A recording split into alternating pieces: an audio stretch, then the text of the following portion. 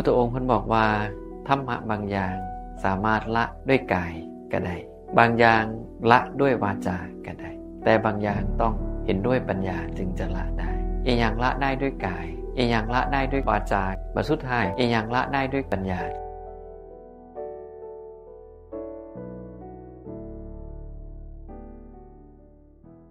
โอเคเข้ามาเข้าสู่ช่วงสนทนาธรรมนี้ก่อนสิไปช่วงคำถามอยากให้พวกเข้าได้ทำความเข้าใจว่าพุทธองค์เพิ่นบอกว่าธรรมะบางอย่างสามารถละด้วยกายก็ได้บางอย่างละด้วยวาจาก็ได้แต่บางอย่างต้องเห็นด้วยปัญญาจึงจะละได้อีกอย่างละได้ด้วยกายการบ่ฆ่าการบ่ขโมยการบ่ประพฤติผิดในกามอันนี้ละได้ด้วยกาย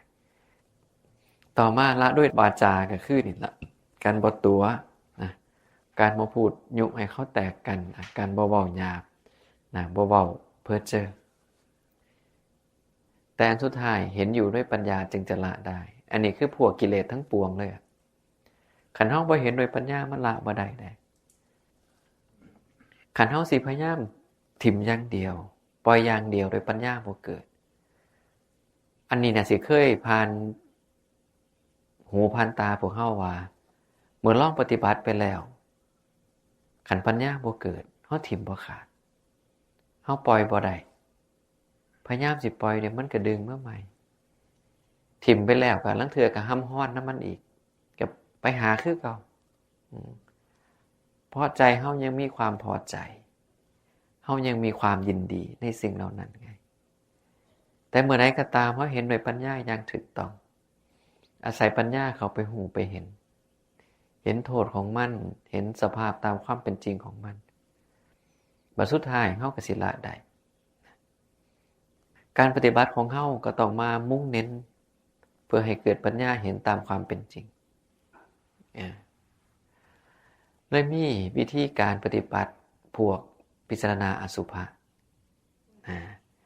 พิจารณาซากศพพิจารณาโครงกระดูกพิจารณาโดยความเป็นธาตุพิจารณาโดยความเป็นปฏิจจสมุปบาทพิจารณาโดยความเป็นอายตนะเห็นบ่เป็นอย่างเขาต้องพิจารณาเพื่อให้เขาเห็นตามความเป็นจริงไงแม้กระทั่งบางเรื่องพระองค์ก็ว่าเรามีความแก่เป็นธรรมดาไม่พ้นความแก่ไปได้เรามีความเจ็บป่วยเป็นธรรมดาไม่พ้นความเจ็บป่วยไปได้เรามีความตายเป็นธรรมดาไม่พ้นจากความตายไปได้เห็นบ่ก็เพื่อให้เขาได้เกิดปัญญาให้เขาเกิดความเข้าใจตามที่เป็นจริงและก็ปัญญาเห็นตามความเป็นจริงสิเกิดได้ดีก็ต้องอาศัยจิตใจที่สงบจากอกุศลธรรมทั้งหลายบ่จำเป็นต้องเข้าถึงชั้นที่หนึ่งใดขอแค่สงบก็ซอยได้หลายแล้วพุทธองค์เพิ่นบอกเลยว่าสมถะเนี่ยเมื่อเราอบรมแล้วจิตจะเจริญจิตเจริญแล้วก็จะละราคะได้วิปัสสนาเมื่ออบรมแล้วปัญญาจะเจริญปัญญาเจริญแล้วก็จะละอวิชชาได้พุทธองค์ยังกล่าวอีกว่าทำสองอย่างนี้เป็นไปในส่วนแห่งวิชชาทำสองอย่างคืออย่างสมถะและวิปัสสนาสมถะแปลว่าสงบคนละความหมายกับสมถะในภาษาไทยปัจจุบันได้โอ้ใส่ชีวิตสมถะเด้ก็สิมองว่าผู้บ่ได้ขวนขวายหยังเข้าว่าสมถะแต่โดยความหมายสมถะอีหลีที่กล่าวถึงเรื่องของสมาธิมันเป็นเรื่องของความสงบแห่งใจสงบจากอกุศลเมื่อเฮาสงบอกุศลใดสงบความฟุ้งซ่านใดก็สามารถเป็นเหตุเป็นปัจจัยให้เฮาได้สมาธิมันเป็นของที่ต่อยอดกัน ราะสมถะเมื่ออบรมแล้วจิตเจริญง่ายก็สิเป็นเหตุให้เฮาได้สมาธิบ่มีปัญหานี่คือสิ่งที่นักปฏิบัติเพื่อหูธรรมออกจากทุกข์ต้องเข้าใจหลักการพุทธองค์พันกล่าวไว้ในบางพระสูตรว่าภิกษุทั้งหลายเธอทั้งหลายจงเจริญสมาธิเถิดภิกษุผู้มีจิตเป็นสมาธิแล้วย่อมรู้ได้ตามความเป็นจริงมันเกื้อกูลกันทั้งสี่แล้วก็เมื่อสัมมาสมาธิมีอยู่ยะถาภูตญาณทัสสนะก็ถึงพร้อมด้วยที่ตั้งอาศัยอีกอย่างนอกยะถาภูตญาณทัสสนะการรู้เห็นตามที่เป็นจริงนั่นเองหรือการรู้เห็นตามความเป็นอย่างนั้นบางอันเขาอาจจะเห็นในมุมของว่ามันเสื่อมบางอันเขาอาจจะเห็นในมุมของความดับนะหรือบางอันเขาอาจจะเห็นมุมในส่วนของการแปลเปลี่ยนเป็นอย่างอื่นเพราะว่ามันคือ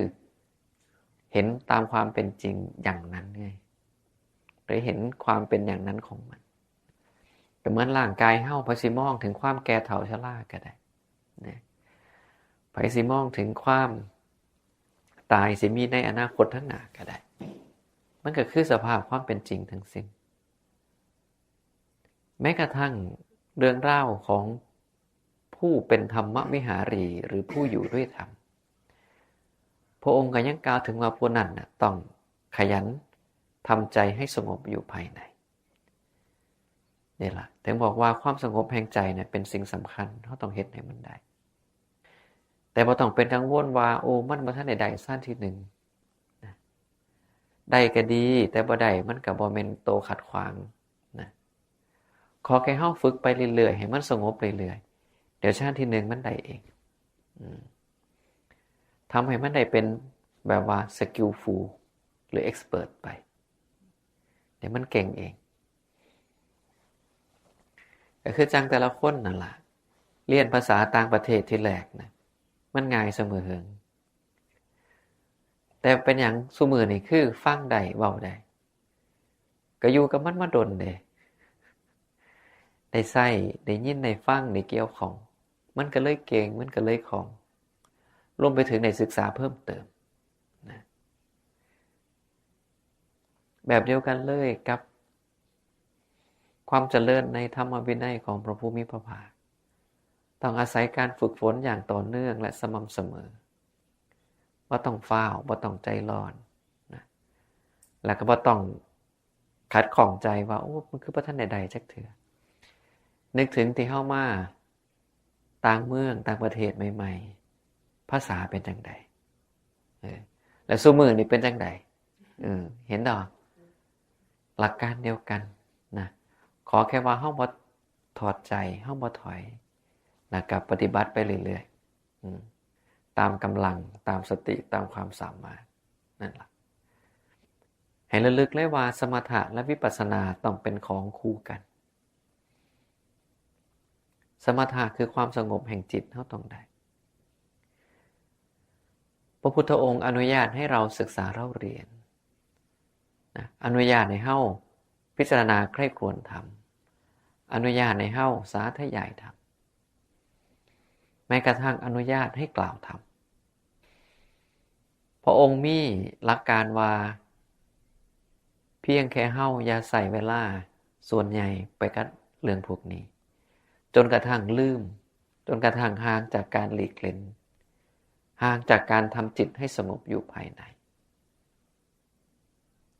นี่ล่ะหมายความว่าอยากสาธยายกับสาธยายได้แต่ว่าอย่าทุ่มเอาเวลาทั้งเบิดไปกับมันอยากฟังธรรมกับฟังได้แต่เฮาอย่าทุ่มเวลาทั้งเบิดไปกับมันอยากสิมาพิจารณาใครครวญธรรมติตึกไปในธรรมก็ได้แต่อย่าใส่เวลาส่วนใหญ่ไปกับมันซึ่งเวลาส่วนใหญ่ก็อย่างที่บอกไปว่าไม่เหินห่างจากการหลีกเล่นและไม่เหินห่างจากการทำจิตให้สงบอยู่ภายในเราในพระสูตรที่ชื่อว่าอากังเขยสูตร ก็มีบอกเอาไว้ได้นะว่าคันเฮาสิให้เจ้าของสมปรารถนาในหลายๆเรื่องเนี่ยศีลเฮาต้องดีต้องขยันทำใจให้สงบอยู่ภายในแล้วก็ต้องมีวิปัสสนาคือเจริญปัญญาแล้วก็ทำให้มากในสิ่งเหล่านี้หวังสิได้เอกลาภปัจจัยนะคือพวกปัจจัยทั้งสี่พุทธองค์ก็บอกว่านะต้องเป็นผู้มีศีลนะมันประกอบจิตให้สงบอยู่ภายในไม่เหินห่างจากฌานประกอบด้วยวิปัสสนาและเพิ่มพูนการอยู่สุญญากาศเห็นว่าปัจจัยทั้งสี่ขันธ์ปรารถนาแค่นี้แหละศีลสมาธิปัญญาและกระบวกทำให้มากเพราะข้อสุดท้ายคือการเพิ่มพูนการอยู่สุญญากาศนั่นหมายความว่าเราต้องเฮ็ดให้มันหลายเพราะมันคือการเพิ่มพูนการเพิ่มพูนสุญญากาศแปลว่าจังได๋คะสุญญากาศก็คือเรือนว่างหมายความว่าให้เฮาหลีกเล่นให้หลายๆไปอยู่ผู้เดียวให้มันหลายๆเพื่อจะได้มีเวลาอบรมสมถะและวิปัสสนาเลยสามารถสรุปมาได้แค่ว่าศีลสมาธิปัญญาแล้วก็บวกทำให้มากสุญญาคารเรือนว่างเรือนว่างก็คือแบบว่ามันบ่มีเวียกบ่มีหยังให้เฮาเฮ็ดแล้วก็เป็นที่สำหรับหลีกเล่นภาวนาโดยตรงนั่นแหละคือเรือนว่างเห็นว่าการทำจิตให้สงบอยู่ภายในกับไม่เหินห่างจากฌานเนี่ยหลักปฏิบัติแบบเดียวกันขยันทำจิตให้สงบอยู่ภายในกับบ่เหินห่างจากฌานมันก็อยู่นำกันนะอยู่ในมุมของสมาธิประกอบด้วยวิปัสสนามันก็คือมุมของปัญญาอยากสิได้อิทธิวิธีนะห่อเหินเดินอากาศได้การนี่ละทำศีลให้ดีขยันทำจิตให้สงบอยู่ภายในไม่เหินห่างจากฌานประกอบด้วยวิปัสสนาและเพิ่มพูนการอยู่สุญญากาศอยากให้ญาติและสาโลหิตเหล่าใดที่ล่วงลับไปแล้วนึกถึงเราอยู่ผลมากอานิสงส์มากจงมีแก่ญาติและสาโลหิตเหล่านั้นกรรมปฏิบัติจังสิให้เป็นผู้มีศีลขยันทำจิตให้สงบอยู่ภายในไม่เหินห่างจากฌานและก็ประกอบด้วยวิปัสสนาสุดท้ายก็จบที่เพิ่มพูนการอยู่สุญญากาศสิสอดคล้องกับพระสูตรอื่นๆที่พุทธองค์เพิ่นว่าทำให้เจริญทำให้มากอันนี้ก็แบบเดียวกันซึ่งพระสูตรเนี่ยพุทธเจ้าสอนกับพระภิกษุพอมันเน้นไปถึงเรื่องของพวกอิทธิวิธีต่างๆแล้วสามารถทำได้จนเป็นสักขีพยานในขณะที่อายตนะยังมีอยู่พร้อมหมายความว่าบ่ต้องถาศาสตร์นะศาสตร์นี้ก็ได้คือกันคันเฮาเฮ็ดได้อยากระลึกศาสตร์บ่ก็กลับมาเฮ็ดจังซี่อยากมีหูทิพย์นะได้ยินเสียงทั้งสองคือเสียงอันเป็นทิพย์และเสียงของมนุษย์ทั้งอยู่ที่ไกลและไกลแก่ซ้ำนี้ปฏิบัติแบบนี้นะอยากรู้จุติรู้อุบัติของสัตว์ว่าเหตุกรรมแบบนี้เขาสิไปเกิดอยู่ไสก็ไม่เฮ็ดอันนี้ล่ะทำศีลให้ดีขยันทำจิตให้สงบอยู่ภายในไม่ห่างจากฌานประกอบด้วยวิปัสสนาแล้วก็เพิ่มพูนการอยู่สุญญากาศหรือแม้กระทั่งอยากสิ้นอาสวะปรารถนาความสิ้นอาสวะก็ปฏิบัติแบบเดิมเนี่ยหลักการปฏิบัติศีลสมาธิปัญญาเนี่ยได้อานิสงส์หลายอนุเคราะห์ทั้งประโยชน์และความสุขแก่เฮาในปัจจุบันแล้วก็เป็นเหตุให้เฮาได้พิสูจน์นะข้อสงสัยบางอย่างพวกอิทธิวิธีว่ามันมีอยู่อีหลีบ่ต้องลองเบิ่งว่ามันเป็นจังได๋แล้วก็มีส่วนที่ใกล้เคียงกันก็คือพุทธองค์เพิ่นบอกว่าความสำเร็จนี่มีได้แก่คนผู้มีศีลความปรารถนาแห่งใจของบุคคลผู้มีศีลจะสำเร็จได้เพราะจิตบริสุทธิ์นะก็หมายความว่าการฝึกจิตให้บริสุทธิ์การมีศีลเป็นเหตุให้เฮาสมปรารถนา เรื่องนี้มาจากเหตุเกิดขึ้นของทาน8ประการคือบุคคลเนี่ยเวลาให้ทานมักมีความขาดหวังในสิ่งที่ตัวเองให้พระองค์คุณบอกว่าเขาให้สิ่งใดไปย่อมหวังผลจากสิ่งนั้นสิมีความหวังแบบใดก็ตามเช่นหวังได้เกิดเป็นกษัตริย์มหาศาลพราหมณ์มหาศาลขหบดีมหาศาลปรารถนาเกิดเป็นเทวดาชั้นจตุมหาราชหรือดาวดึงส์หรือยามาหรือดุสิตหรือนิมมานารดีหรือกระทั่งปรนิมมิตวสวัตติปรารถนาสิได้พวกนี้ได้ก็เลยพากันให้ทานไงในเรื่องนี้พระพุทธองค์บอกขัดของเรื่องความปรารถนาเพียงแค่อธิบายบอกเพิ่มเติมว่าสิได้ย้อนมีศีลแล้วคนมีศีลสิสำเร็จเพราะจิตบริสุทธิ์กระโวกกลับมาหาศีลสมาธิปัญญาหรือท่านศีลภาวนาวนกันอยู่ตรงนี้ล่ะเพราะการภาวนามันกว้างนะภาวนาบ่แม่นว่าแค่เฮ็ดสมาธิอย่างเดียวได้เพราะภาวนาแปลว่าการทำให้เจริญนี่คือความหมายของภาวนาเฮ็ดให้หยังเจริญเฮ็ดให้จิตเจริญเฮ็ดให้ปัญญาเจริญนั่นล่ะมันก็เลยกลายเป็นว่าสมาธิกับปัญญามันอยู่นี่อยู่ในภาวนาเนี่ยผู้ใดสิจำท่านศีลภาวนาก็จำผู้ใดสิจำศีลสมาธิปัญญาก็จำเพราะหลักการปฏิบัติเมื่อออกมาแล้วมันมีความคล้ายคลึงกันอย่างยิ่งเพราะอย่างเพราะเฮารักษาศีลได้พุทธองค์ก็บอกว่าผู้นี้ได้เฮ็ดมหาทานศีลห้าบ่คะแม่น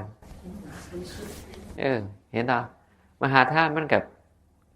โยกมหาศีลห้าศีลห้าก็นับเป็นทานอย่างหนึ่งนะที่เป็นทานอันยิ่งใหญ่หรือมหาทานก็วนกันอยู่นี่คันเฮาจับหลักการได้เฮาก็สิบ่เกิดความลำบากในการที่สิเอาไปประพฤติปฏิบัติเพราะเฮาสิฮู้ว่าห่วงเวลาแบบนี้เฮาควรสิเฮ็ดแบบใดหรือห่วงเวลาแบบนั้นเฮาสิปฏิบัติจังใดก็คือจังโยมอยู่เมืองไทยนะเพิ่นกล่าวถึงว่าเรื่องของการนั่งสมาธิเป็นเหตุให้ได้นิพพานก็เลยบอกแล้วว่า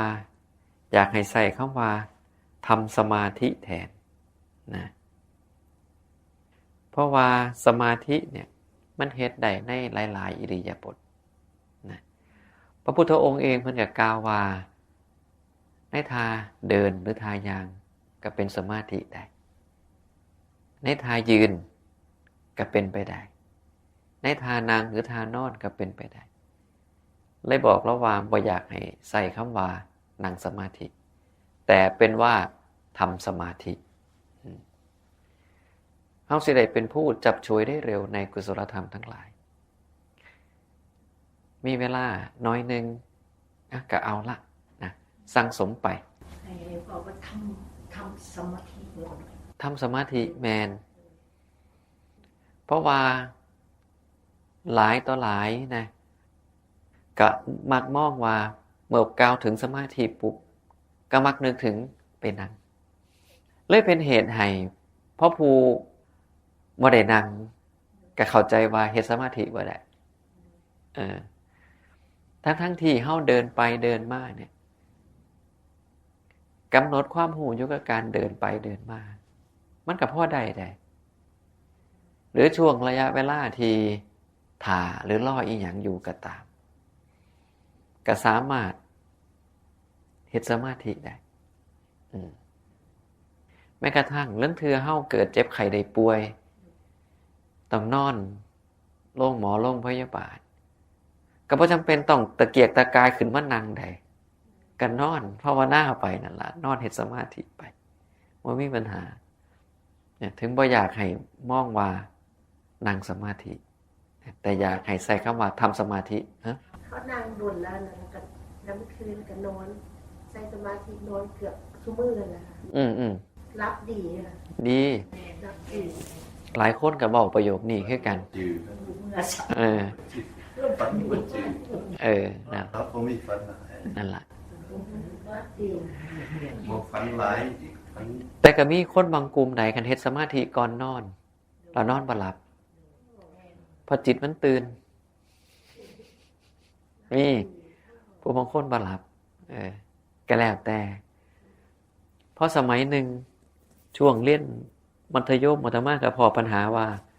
ขันพ่อเฮาสิหิวนอนแล้วเริ่มสวดมนต์ไหว้พระปุ๊บมันตื่นมันบ่นอน ก็เลยห่างจากการสวดมนต์ไหว้พระเลย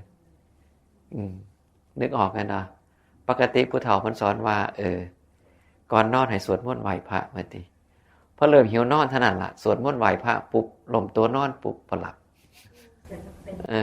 สมัยตะกี้นะก็ย้อนไปเข้าโรงเรียนเด้มันต่างถิ่นนะก็เพื่อความปลอดภัยก็ต้องสวดมนต์ไหว้พระก่อนนอนเด้เพื่อความเป็นสิริมงคลนะแต่สุดท้ายนอนบ่หลับมันตื่นนะถือก็เลยงงเลยเกิดตะกี้บ่ฮู้ไงว่าเป็นหยังก็เลยถิ่มเลยค่อยๆห่างออกแต่ละคนมันสิบ่คือกันบ่คือกันความอยากนั่นเองความหวังและความปรารถนาคล้ายเคียงความหมายอย่างไรความหวังกับความปรารถนาให้มองได้ว่าอันเดียวกันแต่คือกันให้ท่านหวังเพื่อหวังผลแต่เขาเอาคำว่าปรารถนาการให้ท่านปรารถนาเพื่อผลความหมายจะเข้าใส่ได้เป็นตัวฟังก็คือมันใส่ได้แต่ว่าคนบ่นิยมแค่นั้นเองหน่อยขึ้นว่าเพราะว่าต้องใส่บ่ถือใส่บ่ถือภาษามันบ่สลวยเพื่อเจ้าเพิ่นถึงใส่ทั้งสองคำลังเถือนะหวังกับปรารถนาคำเดียวกันมั้งครับหวังกับปรารถนาความหมายคือความหมายมันไปทางเดียวกันน่ะเนี่ยอย่างคำว่าอากังขติแปลว่าหวังแปลว่าปรารถนาหรือบางคราวเขาสิเจอคำว่าจำนงเธอมีความจำนงเคยได้ยินเหรอในพระสูตรนั่นแหละจำนงหวังปรารถนาหรือต้องการมันก็คืออันเดียวกันนะมาจากไอ้ศัพท์เดียวกันเลยนะคืออากังขาหรืออากังขณะหรืออากังคตินะความหวังความปรารถนาแล้วเขามีการโยกว่าอากังขะเนี่ย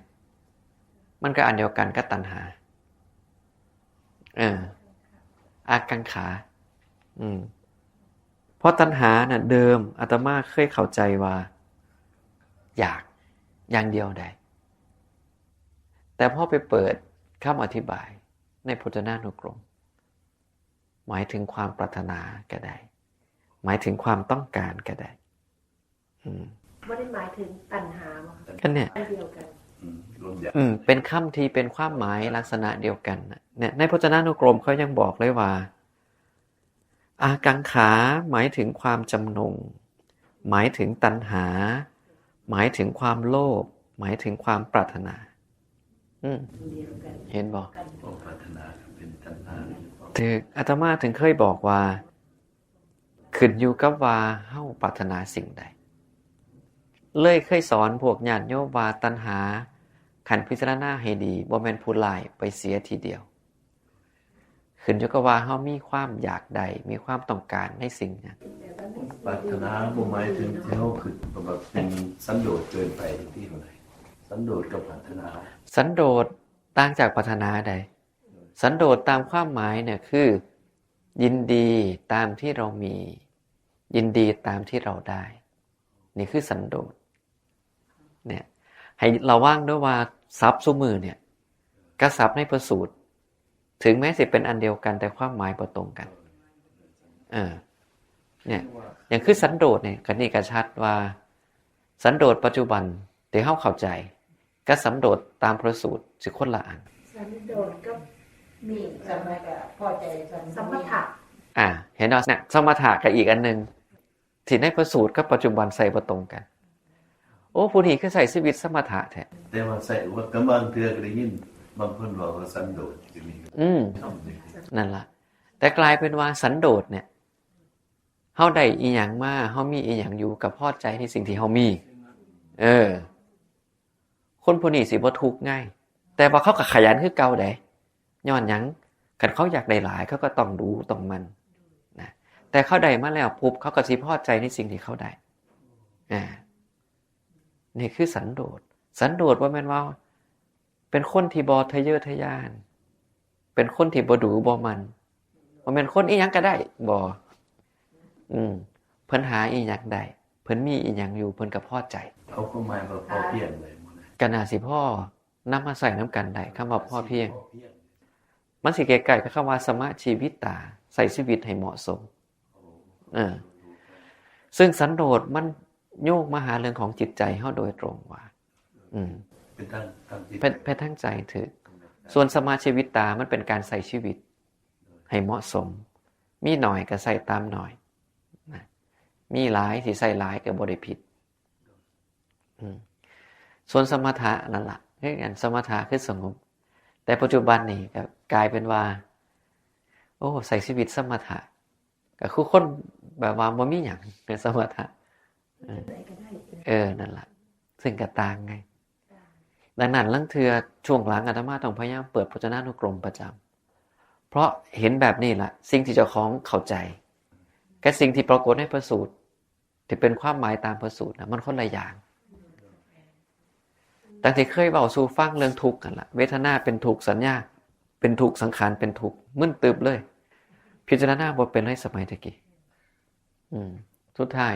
ความเป็นทุกข์มันหมายถึงความแปรปรวนเป็นอย่างอื่นก็แม่นก็เลยเวทนาสัญญาสังขารวิญญาณมันแม่นอีหลีมันเปลี่ยนเป็นอย่างอื่นนะกับสมถะคือกันสันโดษคือกันตัณหาคือกันเดิมมาเข้าใจว่าตัณหาน่ะบ่ดีแต่เอาไปเอามากลายเป็นว่าตัณหาเนี่ยขึ้นอยู่กับมุมการเอาไปใส่เดิมที่พุทธเจ้าเพิ่นบอกว่าเพราะอาศัยตัณหาจึงมีการแสวงหาเพราะอาศัยการแสวงหาจึงมีการได้เมื่อมีการได้ก็จึงมีการปรงใจรักกำหนัดด้วยอำนาจความพอใจสยบมัวเมาตระหนี่ห่วงกันและมีเรื่องราวอันเกิดจากการห่วงกันบาปอกุศลธรรมเป็นอันมากย่อมเกิดขึ้นด้วยอาการอย่างนี้พอเบิ่งจังซี่ปุ๊บตัณหานี่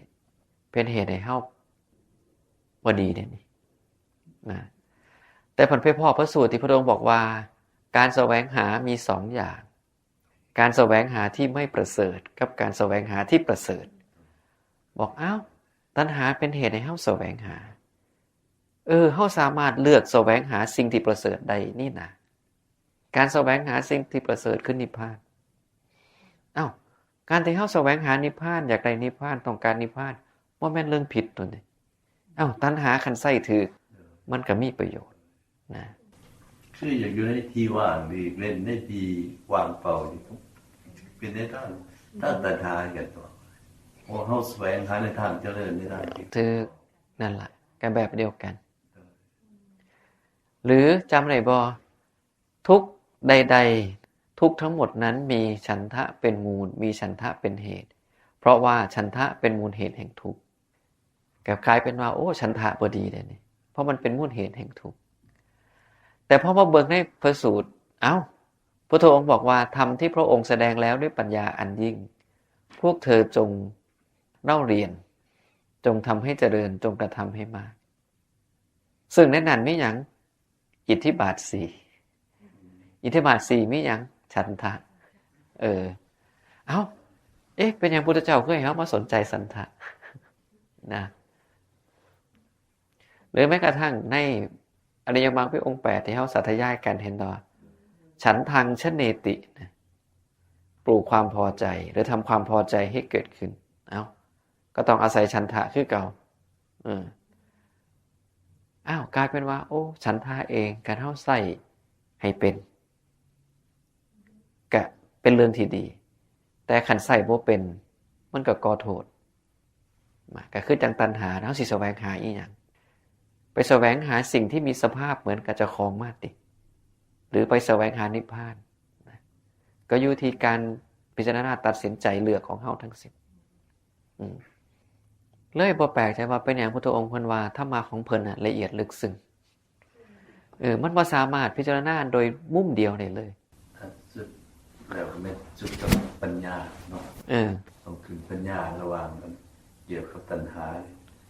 ที่เจริญตัณหาที่เกิดที่บริทานนี่ต้องอาศัยปัญญาคือมันเป็นเรื่องว่าเขาต้องการอย่างถูกต้องฝ่ายดีหรือฝ่ายไม่ดีถูกต้องก็คือฉันทะเลยนะคือฉันทะเลยฉันทะคือความพอใจขันเฮาจัดการบ่ดีมันเป็นเหตุให้ทุกข์อีหลีอย่างมีสองทางค่ะมันมี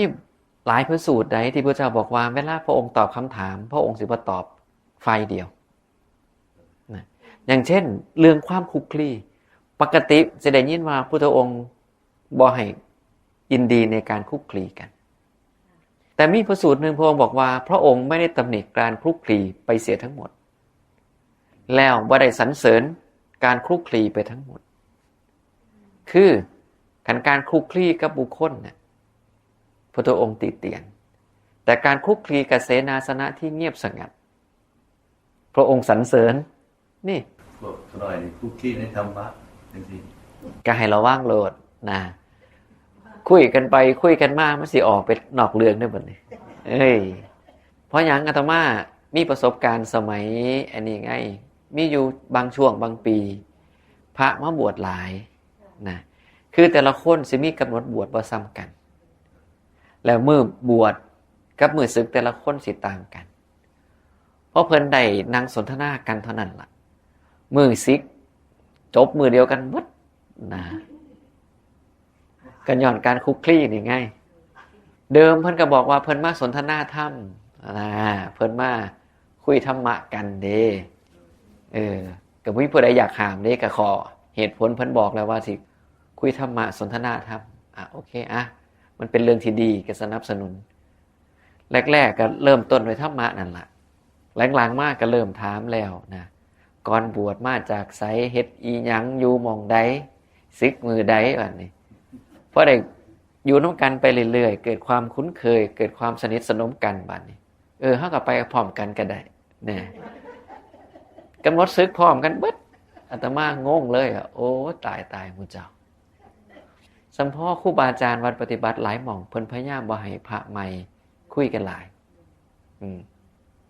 นั่นแหละศึกพร้อมกันเบิดนะ5 6 7องค์นับตอนนั้นจากเดิมคือผู้นี้บวชมื้อนี้ศึกมื้อนี้ผู้นั้นบวชมื้อนั้นศึกมื้อนั้นไล่ไปคนละมื้อแล้วหลายคนก็ประจักษ์ด้วยตัวเองเลยว่าสิ่งที่เฮาคิดกับชีวิตความเป็นจริงมันบ่คือกันคือในช่วงเป็นพระน่ะเวลาว่างมันหลายเพิ่นก็มานั่งพิจารณาว่าเมื่อเพิ่นลาสิกขาไปแล้วสิเฮ็ดอีหยังแน่สิปฏิบัติจังซั่นจังซี่วาดฝันไว้อย่างดีเลยได้พอสึกออกไปแล้วเหตุปัจจัยมันหลายกว่านั้นมันบ่สามารถ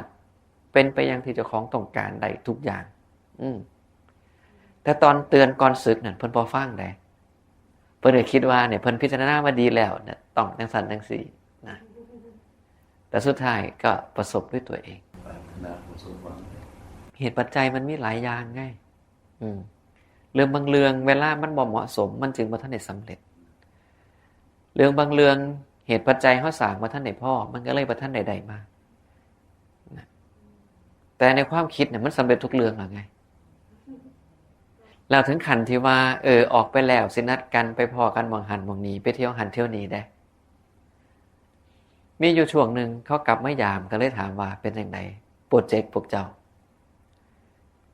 สิส่วนกันไปเที่ยวหม่องหันหม่องนี้ไปกันครบบ่สรุปบ่ครบเพราะหยังทุกคนมีการทุกคนมีวิถีชีวิตที่ต่างกันมีความมักความบ่มักที่ต่างกันตอนอยู่เป็นพระมันบ่เห็นไงเพราะว่ามันใส่ชีวิตคือเก่าซุมื้อตื่นมาเฮ็ดจังซี่สวยมาเฮ็ดจังซี่บ่ายมาเฮ็ดจังซี่ค่ำแลงมาเฮ็ดจังซี่มันวนจังซี่มันก็เลยบ่เห็นว่ามันมีปัจจัยอย่างอื่นที่เฮ็ดให้ความแตกต่างมันเกิดขึ้นได้ตัวคนเนี่ยคิดว่ามันสิเป็นคือเก่าแต่พอออกไปสู่โลกภายนอกการงานแต่ละคนบ่คือกันความมักความบ่มักแต่ละคนบ่คือกันสุดท้ายก็เลยร่วมกันบ่ติดก็เหลือบ่จักคนนัดเท่าใดก็บ่เคยครบทีมจักเที่ยนะและสุดท้ายก็เป็นที่น่าสลดสังเวชนะมีผู้หนึ่ง เล่ากับไปมีอยู่ช่วงหนึ่งพวกที่เขาลาสิกขาไปแล้วเขารวมกลุ่มกันไปเล่นน้ำผู้หนึ่งจมน้ำตายเขาเฮ็ดสวนน้ำแต่ตอนนั้นน้ำมันขุ่นหมอนี่ไงเล่นสไลเดอร์ลงมาหรืออีหยังนี่ล่ะแล้วมันจมลงไปหมู่ก็คิดว่าดำน้ำก็เลยบ่ได้คิดหลายแล้วมันดำดนได้บัดนี้ก็ค่อยจังเอะใจไปเศร้าหามาแล้วเอาบ่คืน ว่ายน้ำบ่เป็น หน้าสิตะคริวหรือหน้าสิกระแทกแล้วมันจุกนะก็เลยเป็นเหตุให้เสียชีวิตนะเพราะอาตมาเคยอันนี้ง่ายสมัยเป็นเด็กน้อยห้องผู้หูว่ากระโดดน้ำเนี่ยคันเอาท้องลงมันจุกก็คือสมัยเนาะไปหน้าช่วงนานี่แหละนาดำหน้าแต่กี่มันบ่ได้หว่านปุ๋ยเคมีเนาะบ่ได้ฉีดยาน้ำอยู่หน้าก็เป็นตะเลนมันจะมีอยู่หม่องแถวท่อระบายน้ำมันหลายแล้วก็มีต้นไม้ใหญ่อยู่ก็พากันขึ้นต้นไม้แล้วโดดบัดนี้ก็อยากเป็นคือซูเปอร์แมนเนี่ยกระโดดปุ๊บเอาท้องลงมานี่อู้ยจุกคักก็เลยหูเลยว่าโอ้ที่เขาเห็นในหนังนี่มันบ่แม่นเนี่ยก็เลยเดาว่าหมอนี่ก็อาจจะเป็นจังซั่นก็ได้อาจสิกระแทกถึกหม่องแล้วมันจุกพอจุกแล้วหมู่ก็เข้าใจว่าดำน้ำก็ตายอีกผู้หนึ่งสิมาวัดได้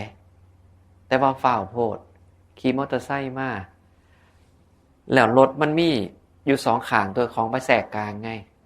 ถูกดูดปุ๊บก็ถูกเหยียบแล้วก็เสียชีวิตอาตมายังบ่อยากเสียเลยเอายังพอหน้ากันยังได้จมหายอยู่บ่จักมื้อนี่เสียซ้ำพวกบวชนี่ยกพร้อมกันหมดเลย ฮะพวกบวชนี่กลุ่มเดียวกันถือพวกบวชนั่นกลุ่มเดียวกันแหละผู้ที่ถือรถเหยียบนี่ซอยอาตมาเห็นหนังสืออริยวินัยพร้อมได้เป็นมือดีอาตมาเลยล่ะตายบ่ได้นอนก็เลยบอกโอ้ผู้เป็นแม่เพิ่นเสียใจแห้งใดเพราะว่าเดิมเราลูกบ่ได้อยากสิกแต่แม่น่ะมีลูกชายผู้เดียวอยากให้ไปมีครอบครัวสืบสกุลไปดูแลธุรกิจที่บ้านเพิ่นก็มาปรับทุกข์ว่าเนี่ยคันแม่บ่บังคับให้ลูกสิกป่านนี้ลูกเลยเป็นพระเถระแล้วแล้วบวชตั้งแต่ปี2512ปี2012พูดผิดปี2012แล้วมาตายปี2000เท่าใดเนาะก่อนโควิดบ่ดนนั่นล่ะผู้เป็นแม่เสียใจแห้งนั่นล่ะถูกนั่นล่ะก็เลยเว้าสู่ฟังว่านี่ล่ะชีวิตมันเป็นของบ่แน่นอนอีหลีเป็นเหตุให้พระภูมิพระภาคได้ให้เตือนเจ้าของอยู่เป็นระยะเพิ่นถึงบอกว่าให้พิจารณาเนืองเพิ่นถึงบอกว่าฐานะ5ประการเหล่านี้อันสตรีบุรุษคฤหัสถ์หรือบรรพชิตควรพิจารณาเนืองๆนะให้พิจารณาดูๆนะตั้งแต่เรามีความแก่เป็นธรรมดาไม่ล่วงพ้นความแก่ไปได้เรามีความเจ็บป่วยเป็นธรรมดาไม่ล่วงพ้นความเจ็บป่วยไปได้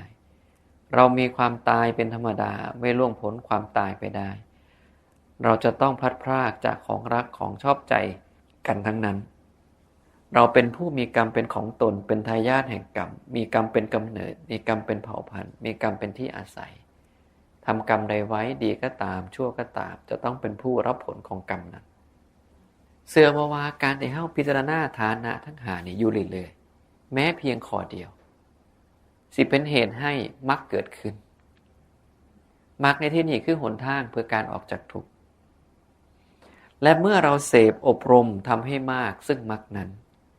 จะละสังโยชน์ได้และอนุสัยก็จะสิ้นไปนี่ก็เป็นทางหนึ่งเพื่อให้ถึงนิพพานโดยที่บ่ต้องแบบว่าใส่องค์ความรู้หลายเพียงแค่เห็นเรื่อยๆพิจารณาเรื่อยๆตระหนักอยู่ในจิตในใจเรื่อยๆโดยเฉพาะมองให้เห็นว่าไม่ใช่เราแต่เพียงผู้เดียวเท่านั้นที่ต้องเป็นอย่างนี้ โดยที่แท้สัตว์ทั้งหลายทั้งปวงที่มีการมาการไปการจุติการอุบัติก็ล้วนแต่ตกอยู่ภายใต้สภาพนี้ทั้งสิ้นเนี่ยเมื่อพิจารณาฐานะนั้นอยู่เนืองๆมักจะเกิดขึ้นเพราะเหตุนี้อาตมามองอีกมุมหนึ่งนี่แหละคือการเห็นด้วยปัญญาอย่างถูกต้องตามที่เป็นจริงเพราะเมื่อใดก็ตามเกิดขึ้นกับเฮาบ่มองว่าเฮาผู้เดียวได้เป็นกันเบิดทุกคนมีสภาพแบบนี้คือกันทั้งสิ้นนี่มันคือความเป็นจริงของชีวิตที่เป็นอยู่เมื่อเฮาเห็นความเป็นจริงตรงนี้แล้วความเข้าใจมันเกิดด้วยมันความหูมันเกิด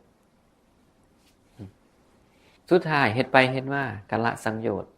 ละอนุสัยได้แล้วก็เป็นสิ่งที่พระพุทธเจ้าบอกเลยว่าให้พิจารณาเรื่อยๆคำว่าเนืองๆแปลว่าบ่อยๆหรือเรื่อยๆถือและเหมาะสมทั้งกับสตรีเหมาะสมทั้งกับบุรุษเหมาะสมทั้งกับคฤหัสถ์และเหมาะสมทั้งกับบรรพชิต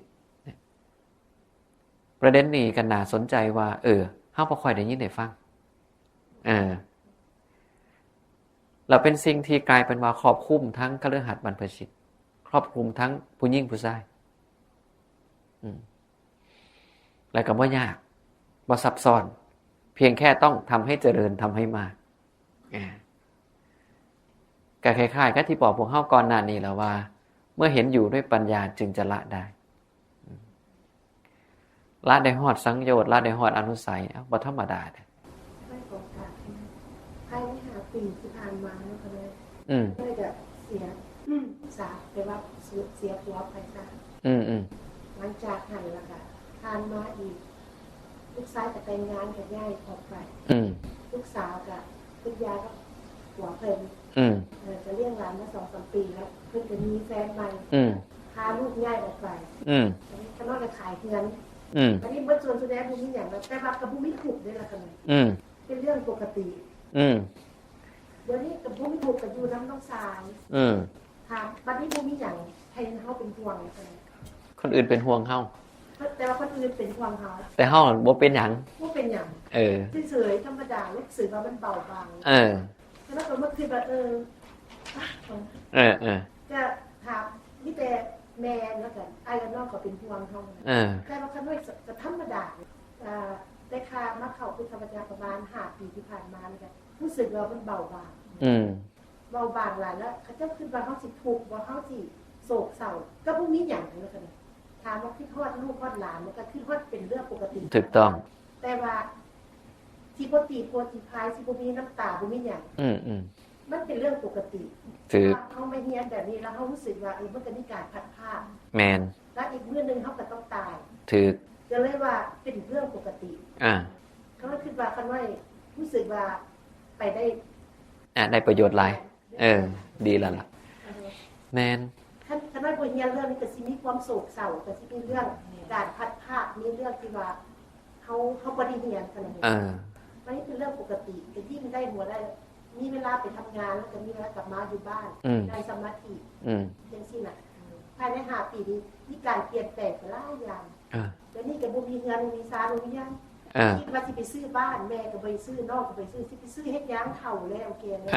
อยู่กับน้องชายแต่ก่อนน้องชายเพิ่นก็มีเมียเพิ่นบ่มีลูกแล้วก็มีโอกาสมาวัดจะถามว่าคิดฮอดหลานก็คิดฮอดเป็นปกติธรรมดาแต่เฮาก็เฟซไทม์หากันซุมื้อวีก็เลยว่ามีโอกาสแม่นถือ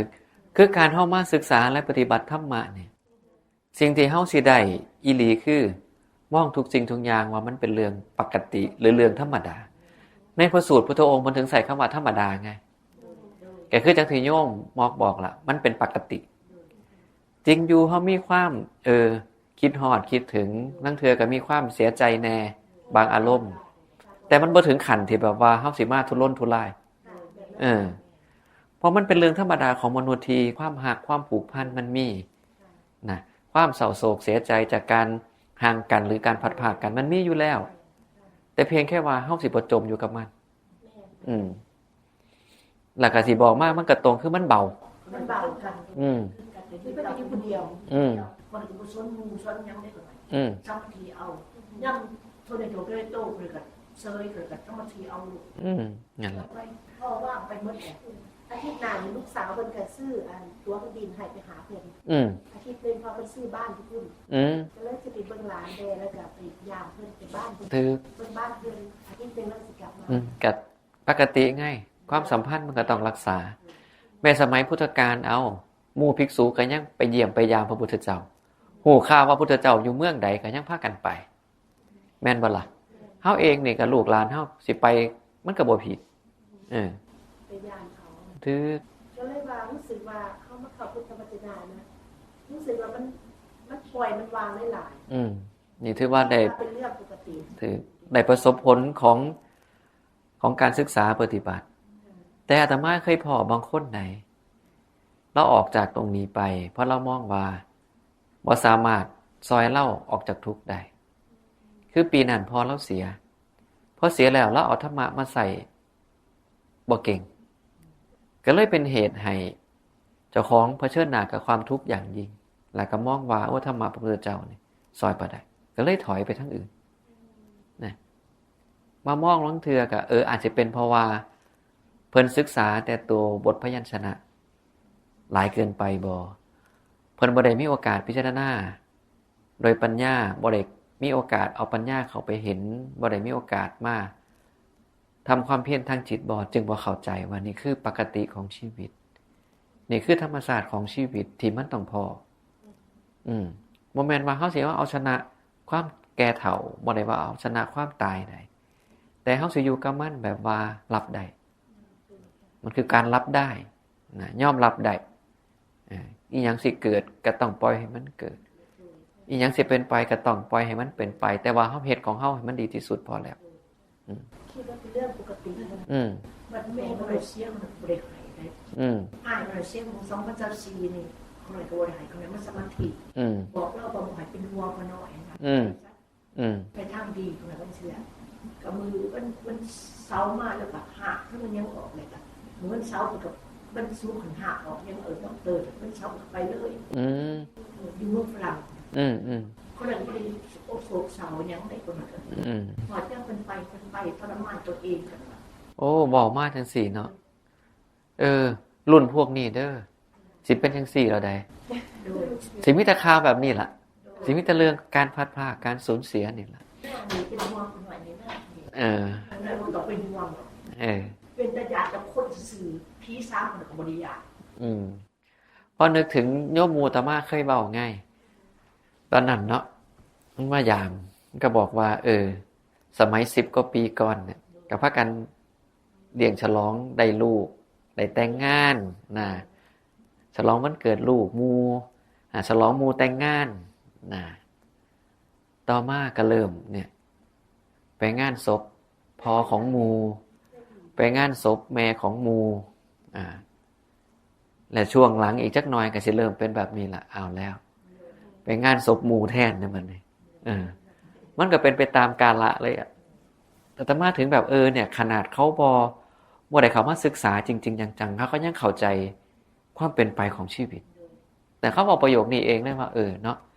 แต่กี่ไปงานแต่งนะไปงานวันเกิดต่อมาเนี่ยเริ่มไปงานศพพอผู้นั้นพอผู้นี้แล้วแต่ว่าอีกจักน้อยกันเลยละเป็นรุ่นตัวเองละมือบ้านสื่อนอกเขาไอ้นอกออกมันปริมาอันนี้นะมันปริมาฟังเท่านั้นนะเขาไอ้นอกออกไปสื่อคองหรือไปพิภาษาว่าไปอยู่ที่ไหนบ้านเราไปเบิ่งนี่นะดีนะ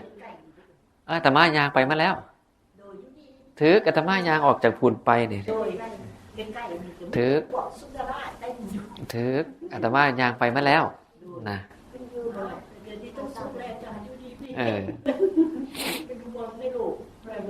เห็นอยู่เป็นแต่ยางอยู่มันเงียบนั่นแหละวันนั้นยางไปแต่ก็ต้องเฝ้ากลับเพราะว่าเขาสิปิดมันไปคำเดตอนนั้นนั่นแหละก็ได้รู้สึกคิดใจตัวเองรู้สึกว่ามันว่าได้โศกว่าได้เศร้าเป็นเรื่องธรรมดานั่นแหละดีแล้วเนี่ยรู้สึกว่าได้ผลดีก็จึงเป็นเหตุให้เขาว่าอุเบกขาได้ เพิ่นถึงว่ามันเป็นอุเบกขาไงเฮาบ่ไปทุกข์ไปโศกบ่ไปอะไรหยังกับมันก็เข้าใจความเป็นจังซั่นเขาถึงว่ายะถาภูตะญาณทัสสนะนะความรู้ความเห็นในความเป็นอย่างนั้นมันก็เป็นจังซั่นอยู่แล้วหรือคันเฮามองมาในคนก็สิเริ่มเห็นแล้วว่าผู้นี้มันก็เป็นจังซี่ของมันอยู่แล้วจักเขาสิไปซ่าเฮ็ดหยังเคยได้ยินบ่ผู้นั้นก็เป็นของเขาอยู่แล้วจักสิไปซ่าเฮ็ดหยังกันรู้สึกว่าเริ่มเบียดเบียนแล้วก็หยุดแค่นั้นเองมีประเด็นอื่นบ่เมื่อเช้าสิถามอีหยังลืมแล้วไปคำถามถามอันเตว่าบุรุษผู้ที่3คือขามน้ำ2ฝั่งขามมาแล้วเรือไม้คมอะไรนะครับในประสูตรอะไรแล้วเป็นกับป่าบุรุษแม่นบ่ลักพุทธองค์4พิธีแพร่ว่ามันเป็นถ้ำว่าสุดท้ายเฮาต้องว่างส่วนบุรุษนั่นบ่ได้ถึงว่าเป็นไผอาจสิเป็นพวกเฮาก็ได้ที่เฮาอาศัยธรรมะเพิงธรรมะปฏิบัติธรรมะก็เพื่อไปสู่ที่ปลอดภัยเมื่อไปถึงที่ปลอดภัยแล้วแม้กระทั่งธรรมะเองเฮาก็ต้องว่างแต่อย่าฝ่าไปว่างก่อนบรรลุได้ขันไปบ่ทันได้ถึงฟังอย่าไปว่างเด็ดขาดบ่ซั่นแล้วมันก็บ่ฮอดฟัง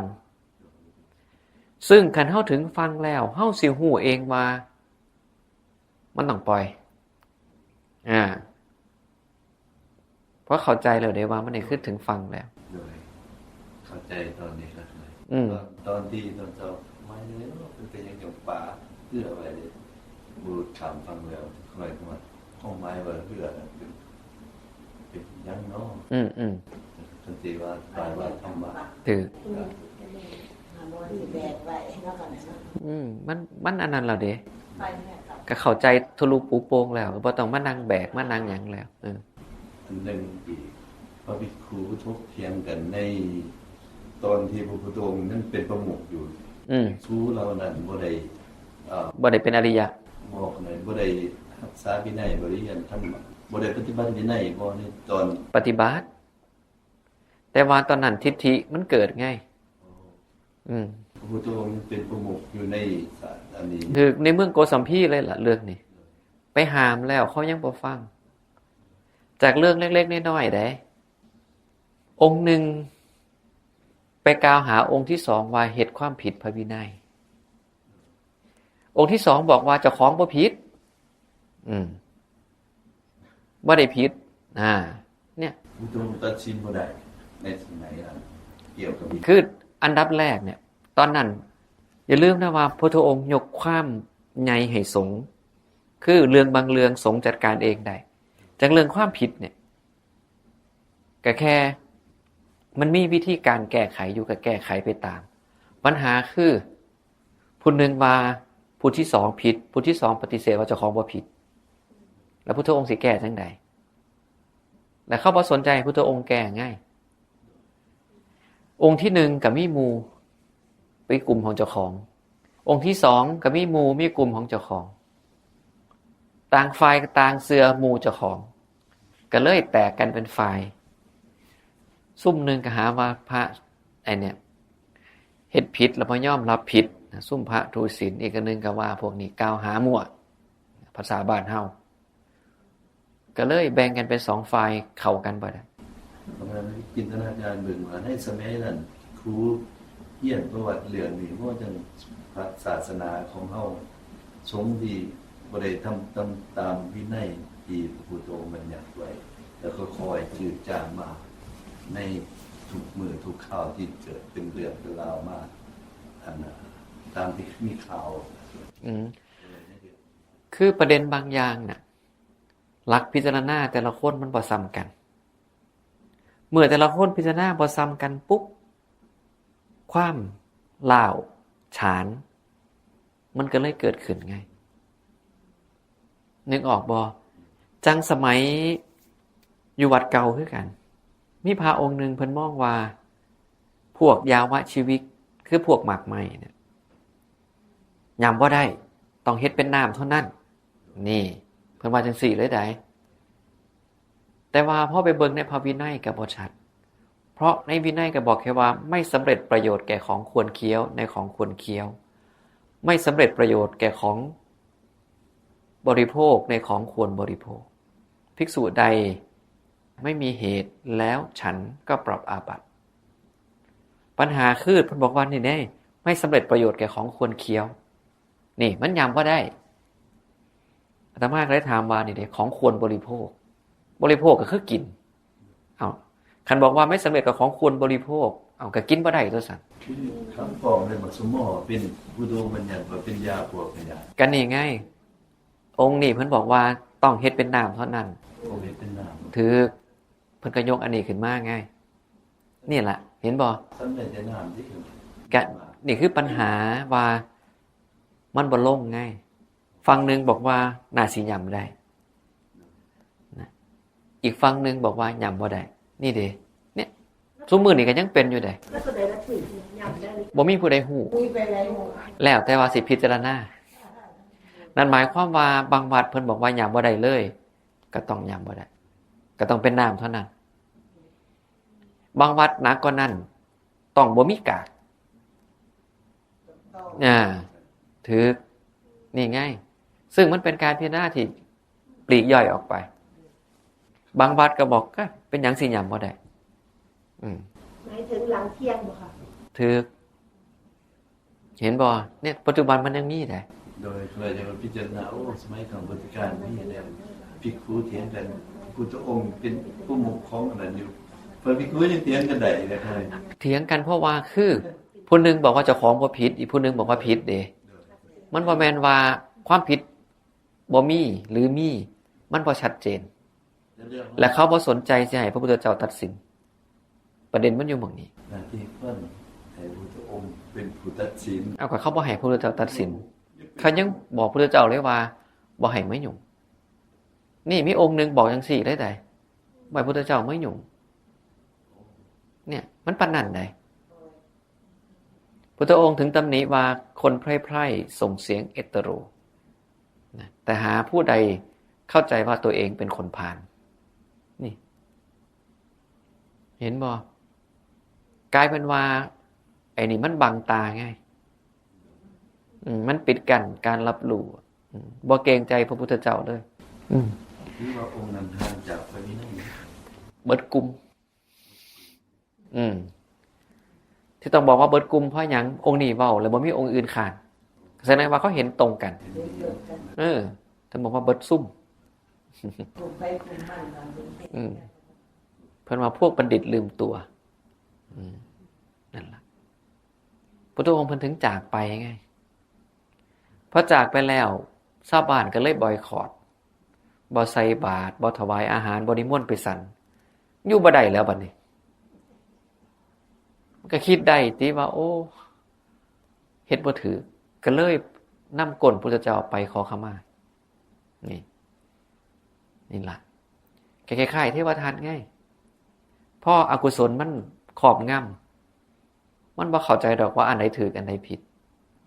แต่เข้าใจว่าจะเฮ็ดตามใจเจ้าของเฮ็ดตามกิเลสเจ้าของนั่นสูตรแล้วคือกิเลสนี่ของนำถูกบาปอกุศลครอบงำคนเฮามันเป็นจังซั่นอยู่แล้วบ่ซั่นเทวทัตสิปองร้ายพระพุทธเจ้าบ่เอาถือว่าศาสตร์กรที่มีพุทธองค์ศาสตร์กรที่เป็นศัตรูกันมาแต่ก่อนมันเป็นเรื่องเรามันเป็นเรื่องเรา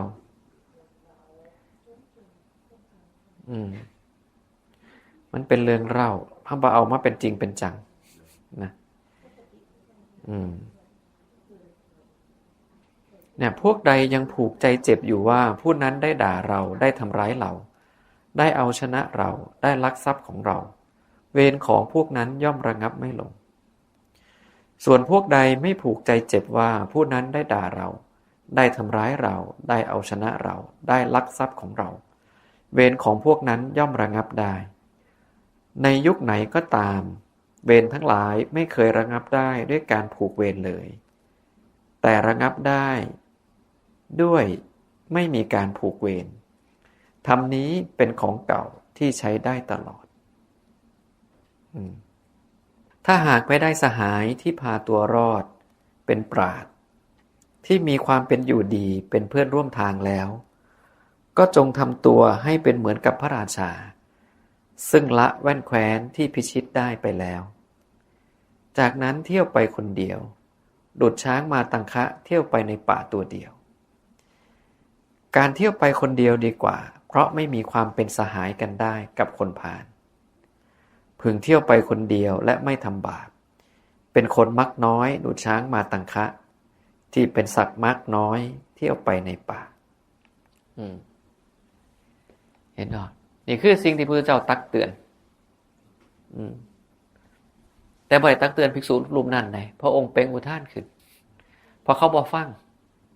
ก็บ่ฟังเพิ่นก็เปล่งอุทานอยู่ผู้เดียวเพิ่นก็เลยจากไปผู้เดียวเลยบ่มีภิกษุติดตามบ่มีพระอุปถากจากไปองค์เดียวเห็นบ่ขนาดพระผู้มีพระภาคก็มีบางจังหวะที่ก็ไปผู้เดียวกับบางจังหวะที่เพิ่นบอกเลยว่าเนี่ยคันหาหมู่ดีบ่ได้ก็อยู่ผู้เดียวซะนั่นหมายความว่าคันเอาหาคนที่มีความเห็นตรงกันบ่ได้ก็บ่จำเป็นต้องเป็นทุกข์ก็แสดงว่าถ้าเฮาบ่เข้ากันกับเขานะก็ปล่อยนะอาจสิเป็นจังไดก็สร้างเฮาก็สามารถอยู่ตัวผู้เดียวได้ก็จังโยมตูนแล้วว่าอาศัยการศึกษาฟังธรรมของพระภูมิพระภาคนะอาศัยการปฏิบัติธรรมในธรรมะของพระภูมิพระภาคก็เพียงพอนะตอนที่ต่อมาเนี่ยหลังจากที่พระพุทธองค์ยังบ่ทันได้ปรินิพพานแล้วภิกษุเรานั้นถึงโสดาบันหรือเป็นอรหันต์ได้บ่ได้ลงรายละเอียดในเรื่องนี้